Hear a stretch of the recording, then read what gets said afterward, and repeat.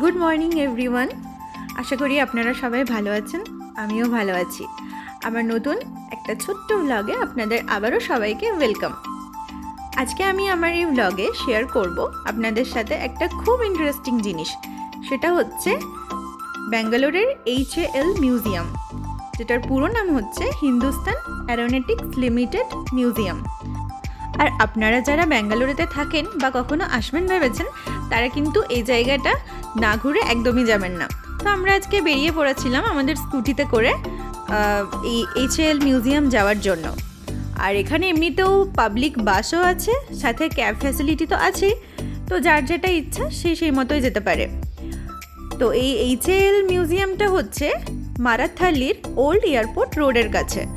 যারা মারাথালিতে থাকে তাদের কাছে তো অবশ্যই সামনে। আজকে আমি শেয়ার করব এখানে টিকিটের প্রাইস কত বা ঢুকতে গেলে কীরকম কী নিয়ম আছে সব কিছু।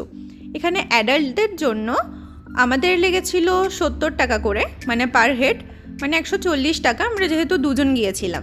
আর যারা 3 বছরের ওপরে বাচ্চারা আছো তাদের জন্য মোটামুটি 30 বা 35 টাকার মতোই লাগবে। আর যদি কেউ এক্সট্রা করে ভিডিও করতে ক্যামেরা নিয়ে যেতে চাও তো সেটার জন্য আলাদা পে করতে হবে, কিন্তু মোবাইল ক্যামেরার জন্য সেরকম কিছু পে করতে হবে না। তো এই যে এটা আমাদের হচ্ছে এন্ট্রান্সটা অসম্ভব একটা সুন্দর। আর সামনেই একটা ফাউন্টেন ছিল, যদিও ফাউন্টেনটা সেই সময় বন্ধ রাখা হয়েছিল। আর এটা হচ্ছে নেভিগেশন পোস্টার, যেটা দেখে তোমরা ইজিলি সব জায়গা কভার করে নিতে পারবে। তো চলুন ঘুরে নেওয়া যাক। তো প্রথমেই যেটা বলে রাখি, এই HAL মিউজিয়ামটা কী জন্য তৈরি হয়েছে। এটি তৈরি হয়েছে ইন্ডিয়ান এয়ারফোর্সের বিভিন্ন ধরনের জেট প্লেন, চপার্স এবং HAL-এর আরও অন্যান্য ক্রিয়েশন নিয়ে। আর এই দেখুন, প্রত্যেকটি ফাইটার জেটের সামনে একটা করে ইনফরমেটিভ বোর্ডও লাগানো আছে, যেটা ফুল ইনফরমেশন দেওয়া আছে বোর্ডের মধ্যে। আর তাছাড়া আপনি গুগল করেও জেনে নিতে পারবেন। আর প্রত্যেকটা এয়ারক্রাফটের সামনে আপনারা লক্ষ্য করেছেন কি না জানি না, মিসাইলও লাগানো আছে, যেহেতু এগুলো হচ্ছে ফাইটার জেট। তো এই সম্পূর্ণ ব্যাপারটা আমার কাছে খুব ইন্টারেস্টিং ছিল।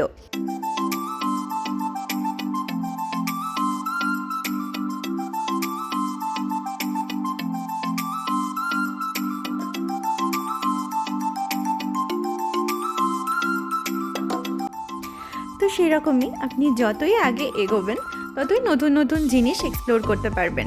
আর সাথে নেভিগেশন বোর্ডও সব জায়গায় লাগানোই আছে, যেটার দ্বারা কোনো অসুবিধা হবে না। আর দেখেছেন চারিধারে কত সুন্দর হার্বাল ফুলের বাগান, যেগুলো সত্যিই খুব ভালো লেগেছিল। তো এরকম দেখতে দেখতে একটা জিনিস আমায় খুব বেশি আকর্ষণ করলো, যেটা হচ্ছে এই যে এটা নেভি হেলিকপ্টার। এইগুলো আমরা সচরাচর টিভিতে বা কোনো মুভিতেই দেখে থাকি।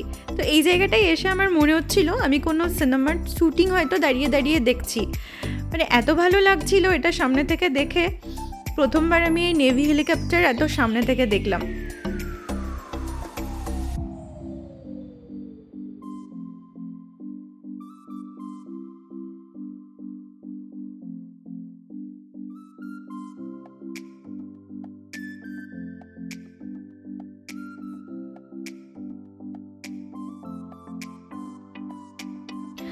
আর যত সামনের দিকে এগোচ্ছি ততই এয়ারফোর্সের নতুন নতুন জেট আমরা দেখতে পাচ্ছি।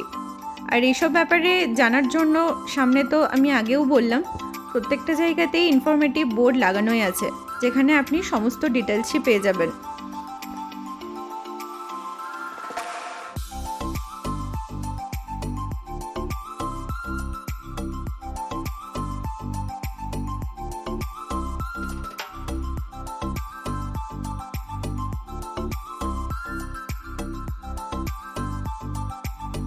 আর এই দেখুন, ক্যাম্পাসের মধ্যেই রয়েছে একটা বড় ক্যান্টিন। ঘুরতে ঘুরতে খিদে পেয়ে গেলে এখানে বসে খেয়েও নেওয়া যেতে পারে।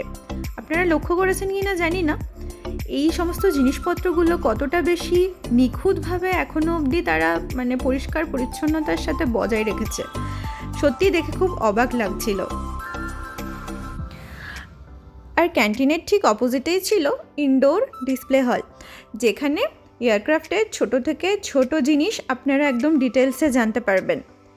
তো জীবনে যারা ইন্ডিয়ান এয়ারক্রাফট নিয়ে পড়াশুনো করবো ভেবেছেন বা ইন্ডিয়ান এয়ারফোর্সে আগে যেতে চাইছেন, তারা একবার না একবার হলেও এই জায়গাটা কিন্তু ভিজিট করবেনই করবেন। হ্যাঁ, শুধুমাত্র তারাই নয়, বাচ্চা থেকে বয়স্ক যে কোনো মানুষ এলেই এখানে খুব আনন্দিত হবে। কারণ এখানে এসে আপনারা অনেক কিছুই জানতে পারবেন, যেগুলো হয়তো জানা ছিল না। এরকম অনেক জিনিস এখানে আছে, আমার তো খুব ভালো লেগেছে। আর এই যে এখানে ইন্ডিয়ান এয়ারক্রাফট থেকে শুরু করে ইন্ডিয়ান নেভির সমস্ত রকমের ছোট বড় আরও কত কি ইঞ্জিনও রাখা আছে। তো যারা অ্যারোনটিক ইঞ্জিনিয়ারিং নিয়েও করতে চাও তাদের জন্য তো ভীষণ এই জায়গাটা আসা দরকার।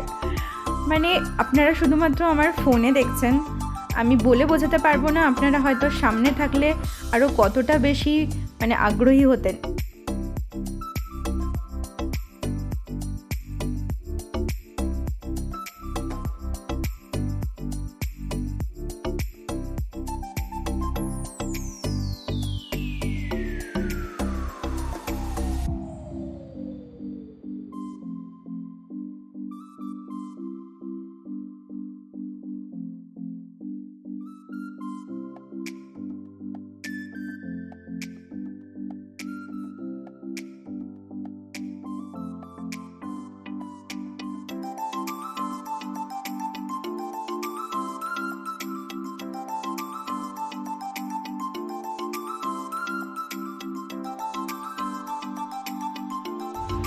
তো আমি যতটা পেরেছি আপনাদের সাথে আজকে আমি আমার ইনফরমেশন শেয়ার করেছি, আশা করি একটু হলেও আপনাদের কাজে দেবে। চলুন আজকের মতো টাটা, আবার দেখা হবে নতুন একটা ভিডিওর সাথে।